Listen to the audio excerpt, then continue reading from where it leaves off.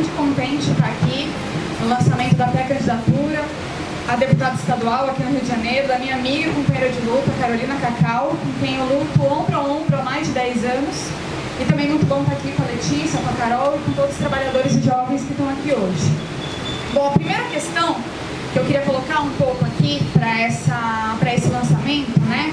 A primeira questão que eu queria apontar é que essa não é uma eleição qualquer, né? É uma eleição depois de 4 anos desse odioso governo Bolsonaro, né? Então todo mundo está pensando nesse momento em como derrotar o Bolsonaro, né? Essa é a grande questão que está colocada nesse momento. Qual que é o problema que tem nisso?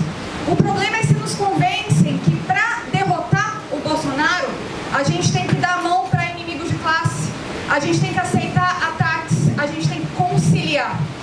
Mas a questão aí é justamente quando a gente entende que esse caminho não é o que vai efetivamente derrotar o Bolsonaro e a extrema-direita, mas ao contrário, é o caminho que historicamente no Brasil e em outros países possibilitou o surgimento e o crescimento da extrema-direita. Então os que querem nos convencer disso, de conciliar, não podem somente apresentar essas alternativas como saídas perfeitas para o momento que está colocado, e sim sempre aparecem com um discurso, né, de que, bom, para governar tem que conciliar, tem problema, mas é assim mesmo, é o que a gente tem para hoje, né, é um mal menor, é o menos pior, é o que a gente tem que fazer agora, né, e essas frases não são uma novidade diante do Brasil do Bolsonaro, né, são as mesmas fórmulas que, diante do horror da extrema-direita, querem apresentar como alternativa, ou seja, governo de conciliação de classes com a direita, os patrões e empresários, os mesmos que apoiaram o golpe institucional e ajudaram a implementar esse golpe no Brasil, junto com o STF e com o Congresso Nacional. E que efeito concreto que isso tem? Que a verdadeira força capaz de derrotar a extrema-direita, que a gente sabe que não vai deixar de existir depois das eleições, mesmo que perca as eleições, que a única força capaz disso é a força da classe trabalhadora e dos movimentos sociais com a juventude, né? E essa força, com esse discurso todo, o grande perigo que tem é que ela termine sendo contida, dividida, passivizada, com o objetivo de impedir que se desenvolva a luta de classes e que surja uma alternativa que supere a saída de administração do capitalismo, como propõe o PT e também o Marcelo Freixo, né? E justamente que a gente possa, ao contrário, apresentar uma alternativa de ruptura com o capitalismo, para efetivamente derrotar a extrema-direita. E aí, nesse processo todo, a gente vê que tem muita gente que fala da correlação de forças, que não tem correlação de forças para derrotar com a luta, a extrema-direita, etc. E para nós que somos marxistas, revolucionários, é muito importante a discussão sobre a correlação de forças, porque justamente não se trata de um pequeno grupo revolucionário que vá derrotar os nossos inimigos, mas se trata de construir a força social majoritária que possa não somente derrotar essa extrema-direita, mas também construir um caminho para a revolução socialista.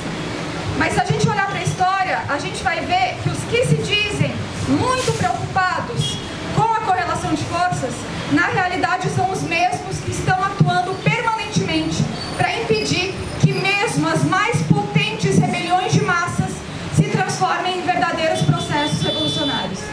Né? Muitos aqui acho que devem ter acompanhado o processo de luta no Chile, alguns anos atrás. Né? A gente lembra daquelas potentes imagens de luta, barricadas, centenas de milhares nas ruas, os jovens em cima das estátuas das figuras mais asquerosas da ditadura do Pinochet. Né? E por acaso ali não tinha correlação de forças para ir por mais, para levar a luta até o final?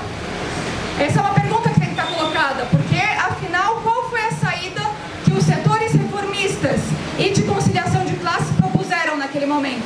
O Gabriel Boric, atual presidente, diante desse movimento de massas, foi parte de assinar o Acordo de Paz, enterrando o movimento de luta para garantir a sua eleição como presidente, querendo usar essa massa em rebelião, não como lutadores pelo seu próprio destino, mas como massa de manobra eleitoral. Né? Já não se tratava mais das massas nas ruas lutando, e sim das massas contidas em casa, enquanto Boric e outros fizessem a política. Inclusive nos sindicatos, o Boric contava com seus aliados stalinistas do Partido Comunista Chileno, burocracia que dirige muitos sindicatos e que fez o possível para impedir a unidade da classe trabalhadora com a juventude. E aqui eu acho que a gente tem duas lições para tirar. A primeira é que o discurso da correlação de forças termina sendo uma desculpa para que setores reformistas consigam nunca apontar o caminho da mobilização. E quando o caminho da mobilização existe, são os primeiros a querer conter esse caminho, mostrando que a preocupação não é com a correlação de forças para lutar, e sim com a busca para manter a administração desse Estado burguês. E a segunda lição é que essa política de contenção bloqueia justamente a possibilidade de que se desenvolva a arma mais potente da classe trabalhadora, que é a auto-organização, que permitiria, por exemplo, que não fosse somente uma massa se rebelando de forma combativa, mas muitas vezes aleatória e descoordenada nas ruas, e sim passasse a ser uma massa coordenada a partir dos grandes bastiões da classe operária e da juventude, com comitês pela base, com assembleias, mostrando que da espontaneidade explosiva da luta de classes, a classe trabalhadora pode pensar de forma consciente os passos da sua luta para enfrentar seus inimigos de classe. Isso é tão real que começou a se mostrar concretamente no Chile, com o que foi chamado de Comitê de Emergência e Resguardo, que era o nome de um organismo de auto-organização que a gente tem muito orgulho de ter construído lá no Chile, junto a trabalhadores, que unificava diversos setores da classe trabalhadora no centro das minas de cobre, na região de Antofagasta, e que realizou uma greve geral na cidade de mais de 25 mil pessoas. E que essas burocracias sindicais e parlamentares fizeram de tudo para isolar e impedir que se disseminasse.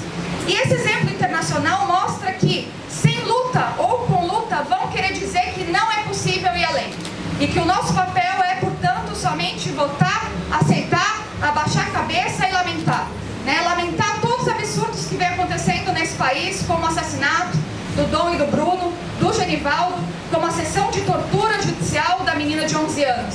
Mas a questão é que o capitalismo massacra e a gente lamenta, não pode ser essa saída, a gente não pode só lamentar, a gente tem que nos organizar, tirar lições da história dos outros países, desse internacionalismo proletário que permite ver, por exemplo, que a luta chilena é a nossa luta e que a gente tem que tirar lições dela também. E é por isso que tanto no Chile quanto aqui em outros países, a gente atua em cada luta como essa, em cada greve, em cada sindicato, em cada entidade estudantil e também nas eleições. A gente não separa a nossa atuação no processo eleitoral da resposta política mais profunda que a gente precisa dar nesse momento. E a pré-candidatura da Cacau está a serviço disso. E esse processo, inclusive, de contenção das lutas, de desvio das lutas para o terreno eleitoral, para o terreno institucional, para manter os marcos do capitalismo, a gente também viu, em algum sentido, no Brasil de conjunto, mas também no Rio de Janeiro, ainda que em outra escala. E eu queria relembrar aqui um pouco esses processos e também a atuação da Cacau em algum desses momentos. Eu me lembro bastante da combatividade da juventude aqui no Rio de Janeiro na jornada de junho, fazendo suas barricadas, se enfrentando com a polícia. Me lembro que, inclusive, um ano depois, explodiu uma forte greve aqui no Rio de Janeiro. Inclusive, lá em São Paulo, eu organizei, junto aos meus companheiros da USP, como Marcelo Pablito, uma grande campanha, Façamos como os Garis, diante dessa eletrizante greve que conquistou todas as pautas, a partir de organizar uma comissão de trabalhadores para dirigir a greve. Inclusive, nas nossas greves na USP, a gente tomou o canto dos garis, a gente era centenas e milhares gritando que não tinha arrego. Foi uma lição que a gente aprendeu com os garis aqui do Rio de Janeiro. A gente viu a brava greve da SEDAI, que eu também tive a oportunidade de estar em uma das manifestações, que depois sofreu dura repressão, com vários companheiros feridos, entre eles nosso companheiro Marcelo Tupinambá, da direção da MRT, que foi hospitalizado, inclusive, pela repressão, por estar lado a lado com os trabalhadores. Alguns anos depois, também me lembro que foi um exemplo, lá em São Paulo pra gente, mas em vários estados do país, que a única entidade estudantil que organizou uma paralisação por Justiça Marielle foi o Centro Acadêmico do Serviço Social da UERJ, mostrando que os estudantes têm um grande potencial de mobilização. E outros processos de luta ocorreram, e até 2016, de forma distorcida, essa combatividade se expressou no rechaço ao golpe institucional e na enorme votação que teve o Freixo pelo PSOL, o que também refletia uma vontade de mudança.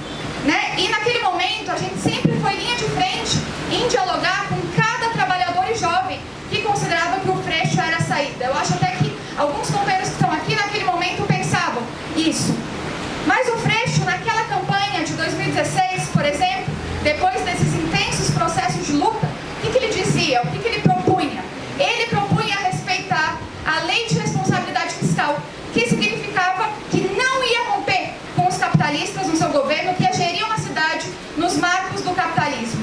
E justamente por isso fez uma carta aos patrões, dizendo, com outras palavras, fiquem tranquilos. Né? Todo mundo viu que aconteceu isso naquele momento. Quem foi a porta-voz que atuou em cada uma dessas lutas e naquele momento apontou fortemente esses problemas sem deixar de dialogar com cada trabalhador e jovem que ainda assim via no Freixo uma saída? Foi a companheira Cacau em inúmeras falas, textos, entrevistas, vídeos, como parte de quem estava lutando junto com o MRT, junto com a Juventude Faísca, frontalmente contra o golpe institucional e contra todos os ataques de forma independente do PT. Bom, se passaram 6 anos. Onde que está o Freixo nesse momento? O Freixo está com Armínio Fraga, está com César Maia, que apoiava as milícias pedindo apoio do Eduardo Paes. Né? E está mais do que nunca nesse momento abraçando a polícia, está junto com Alckmin, né? Esse neoliberal do PSB agora, né? Está num partido burguês da tradição coronelista dos campos em Pernambuco, que massacra a população da região há muitas décadas. Não era possível naquele momento, há 6 anos atrás, saber exatamente como terminaria o Freixo, mas era possível saber que o seu programa e o seu discurso eram também para bloquear o surgimento de uma alternativa revolucionária e independente. Por isso, não permitamos que façam isso novamente, seja através dos seus candidatos, seja através das burocracias sindicais dirigidas pelo PT e PCdoB, com a CUT e a CTB. E esse caminho, ao mesmo tempo que buscava impedir uma alternativa independente, também foi selando o caminho para a extrema-direita. Né? E qual é a conclusão? Acho que a conclusão que a gente pode tirar é que a conciliação não derrota a extrema-direita, mas dá sobrevida, dá mais fôlego. Né? E foi isso que o PT fez quando deram espaço para as Forças Armadas no seu governo, com a ocupação do Haiti, que o Lula fez com os militares, que hoje estão na cúpula bolsonarista. Né? Uma experiência que foi usada depois da ocupação da Maré, durante o governo Dilma. Né? Quando ajudaram os magnatas da soja e do agro, hoje também, muito amigos do Bolsonaro, a enriquecerem muito às custas da fome, enquanto né, o governo do PT trazia a bancada pluralista para a base do seu governo. Quando enviaram uma carta ao povo de Deus da bancada evangélica, prometendo que o aborto não seria legalizado. Né? E hoje essa é uma base importante do bolsonarismo, não os jovens e trabalhadores, mas a cúpula evangélica que lucra com a fé da população. E também quando potencializou o judiciário, que a partir disso se sentiu um poderoso partido para fazer todo tipo de ataque autoritário. E tudo isso também fortaleceu o Centrão, que hoje é a base de sustentação do governo Bolsonaro. Então, por isso, a gente quer também com essa candidatura transmitir que somente a luta de classes, com a classe trabalhadora auto-organizada, ao lado da juventude, dos movimentos sociais, pode derrotar a extrema-direita. Né? Por isso eu acho que a gente precisa compreender que isso significa elevar o nosso pensamento para pensar como que a gente vai estar, inclusive, daqui a alguns anos. Isso também é chave para a gente não aceitar a resignação de uma saída meramente eleitoral, ainda que a gente compreenda todos os trabalhadores e jovens que vão criticamente votar para que Bolsonaro e Castro não vençam as eleições. Então era disso que eu queria falar um pouco para vocês, aqui no lançamento da companheira Cacau, que, enfim, incendeia a todas e todos quando fala, acho que vocês sabem disso, eu tive a oportunidade de saber disso já há mais de 10 anos, e que, portanto, essa pré-candidatura seja um instrumento para cada companheiro, cada companheira que está aqui, para apresentar um programa que seja realmente para os capitalistas pagarem pela crise. Né? Que comece colocando com centralidade a luta pela revogação de todas as reformas trabalhista, da Previdência, a lei da terceirização, teto de gasto, das privatizações como a da SEDAI e também da Eletrobras e Petrobras, que está em curso nesse momento, que defenda, por exemplo, a redução da jornada de trabalho sem redução salarial, para que todos trabalhem dividindo as horas entre empregados e desempregados. Que diante da fome, por exemplo, lute por expropriar a indústria do agronegócio e coloque sob o controle dos trabalhadores. E mais do que isso, um programa que também possa dialogar com trabalhadores e jovens para mostrar que a gente quer construir um socialismo desde a base, uma sociedade livre da exploração e da opressão.